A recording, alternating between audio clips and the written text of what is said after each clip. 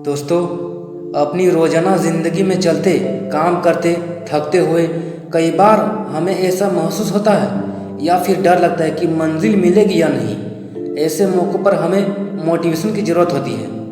Motivation कहीं से भी आ सकता है। हो सकता है कि आप सेल्फ मोटिवेट हो जाएं, जब कुछ न मिले तो सफल लोगों की कहानियाँ पढ़िए। ये सिर्फ न आपको मोटिवेट करेंगे बल्कि विश्वास पैदा कर देंगे कि सफलता आपसे ज़्यादा दूर नहीं है। ऐसे ही सफल लोगों की कहानी में आज बात करेंगे रतन टाटा की। रतन टाटा वो नाम जो किसी परिचय का मोहताज नहीं है। जिस ऊंचाई पर आज हम रतन टाटा को देख रहे हैं, उसके लिए रतन टाटा ने न जाने कितना संघर्ष किया है। कई बार फेल्योर हाथ लगी, लेकिन जिद और जुनून ने सफलता की बुलंदियों पर पहुंचा दिया। रतन टाटा ने ही कहा था कि ज़िंदगी में उतार चढ़ाव का होना बहुत ज़रूरी है, क्योंकि ईसीजी में सीधी लाइन का मतलब होता है डेथ। दोस्तों, रतन टाटा की पूरी ज़िंदगी ही लोगों के लिए मोटिवेशन है।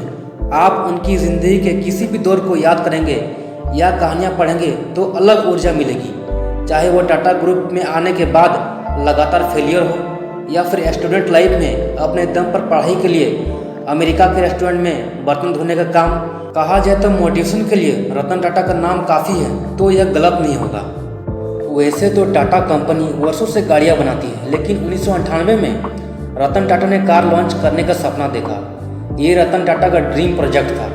रतन टाटा ने पूरी तरह देश में बनी इंडिका कार लॉन्च की, लेकिन एक साल के अंदर ही ये फ्लॉप हो गई। रतन टाटा का सपना उनकी आंखों के सामने बिखर गया। इन्वेस्टर्स को बहुत नुकसान हुआ।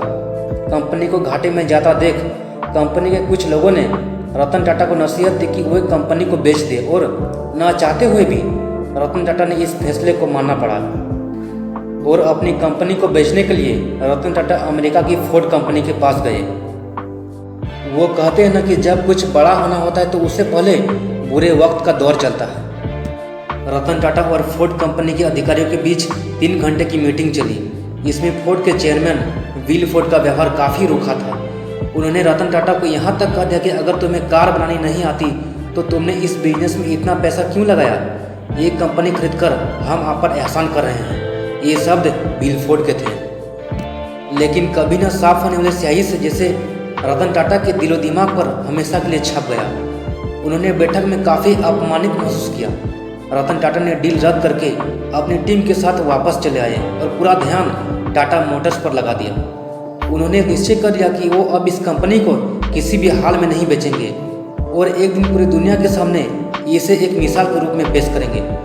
और बिना एक बार भी सोचे हुए लग गए कंपनी को ऊंचाई पर पहुंचाने के लिए संघर्ष की लड़ाई लड़ने में। दोस्तों, इस दुनिया में अपमान से ज़्यादा बड़ा प्रोत्साहन कहीं और है ही नहीं, बशर्ते आप उस अपमान को अपने जीवन में किस तरह लेते हैं और किस दिशा में आगे बढ़ते हैं। रतन टाटा ने दिन रात मेहनत की। एक रिसर्च टीम बनाई जिसने बाजार से जुड़ा सारा अध्ययन किया, और सभी की मेहनत और टाटा जी के जुनून ने देखते ही देखते न केवल बाहर के बाजार में बल्कि साथ साथ विदेशों में भी टाटा इंडिका की सफलता का परचम लहराया। इसके साथ ही फोर्ड कंपनी के बुरे दिनों का दौर शुरू हो गया। साल 2008 तक आते आते फोर्ड कंपनी की यह हालत हो चुकी थी कि वह दिवालिया होने के कगार पर थी। मौकों की नजाकत को समझते हुए रतन टाटा ने विल फोर्ड के आगे उनकी कंपनी की लग्जरी कार लैंड रोवर और जैगवार बनाने वाली कंपनी JLR को खरीदने का प्रस्ताव रखा, जिसको फोर्ड ने स्वीकार भी कर लिया। तब विल फोर्ड ने रतन टाटा से वही बात दोहराई जो उन्होंने रतन टाटा से कही थी, लेकिन इस बार उनके स्वभाव में नरमी और शब्दों में थोड़ा बदलाव था। विल फोर्ड के शब्द थे, आप हमारी कंपनी को खरीद कर हम पर बहुत बड़ा एहसान कर रहे हैं। दोस्तों, रतन टाटा चाहते तो उसी समय विल फोर्ड के साथ हुई मीटिंग में उनकी बात का जवाब दे देते, लेकिन कहते हैं न कि जो आक्रोश में रहता है उसे होश बहुत देर में आता है, और जो हमेशा होश में रखकर सकारात्मक रूप में काम करते हैं वही अपने जीवन में इतिहास रचते हैं। बात साफ है, महान लोग अपनी सफलता की आवाज़ से लोगों को जवाब दिया करते हैं। दोस्तों, आज टाटा सन्स में 100 से ज़्यादा कंपनियां आती हैं। इन कंपनियों में सुई से लेकर स्टील तक, चाय से लेकर 5 स्टार होटल तक और नैनो से लेकर हवाई जहाज तक सब कुछ बनता और बिकता है। रतन टाटा ने हमेशा जीवन में आगे बढ़ना ही सीखा। कभी वे अपनी परिस्थितियों से नहीं घबराएं।